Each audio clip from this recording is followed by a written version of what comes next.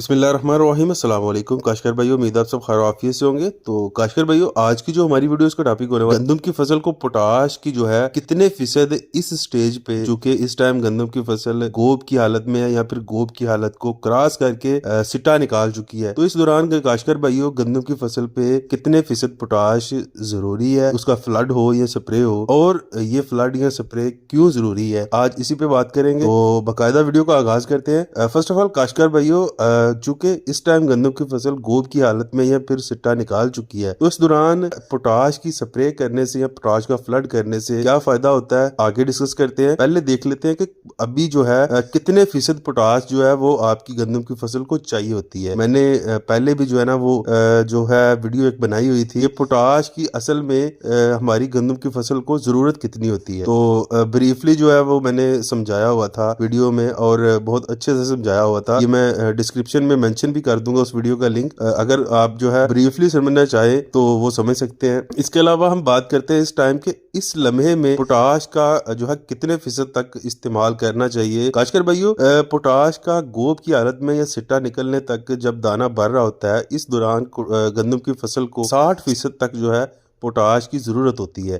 अब 60% दाने की भराई तक, गोब से लेकर भराई तक, और 40% जब आपकी गंदम शगुफे निकाल रही होती है, उस वक्त आपकी फसल को पोटाश की जरूरत होती है। 40% पहले होती है पहले मरहले में, और 60% आखिरी मरहले में। चूंकि 60% एक ज्यादा जो है ना वो परसेंटेज मानी जाती है, और इस टाइम चूंकि गंदम की फसल गोब की हालत में होती है और जो है सिट्टा निकाल रही होती है, तो इस दौरान काशकर भाइयों गंदम की फसल को पोटाश की बहुत ज्यादा जरूरत होती है। अलबत्ता अगर आप पोटाश का स्प्रे नहीं भी करते, अब चूंकि बात जो है वो 60% की हो चुकी है, अब दूसरे साइड पे चलते हैं कि इसका फायदा क्या होता है। अब फ्लैग लीफ को जो है वो फोटोसिंथेसिस का अमल, वो सारा प्रोसेस फूड जो है ना वो बनाने का, खुराक बनाने का अमल चल रहा है। इस दौरान आप अगर स्प्रे करते हैं, अगर नहीं भी करते, तो आपको आपका दाना जो है ना वो बिल्कुल वो तंदुरुस्त, सेहत सलामत, वो बिल्कुल ठीक होगा। अलबत्ता पोटाश का हम इस्तेमाल क्यों करते हैं, पोटाश का जब हम इस्तेमाल करते हैं काशकर भाइयों, तो पोटाश के इस्तेमाल से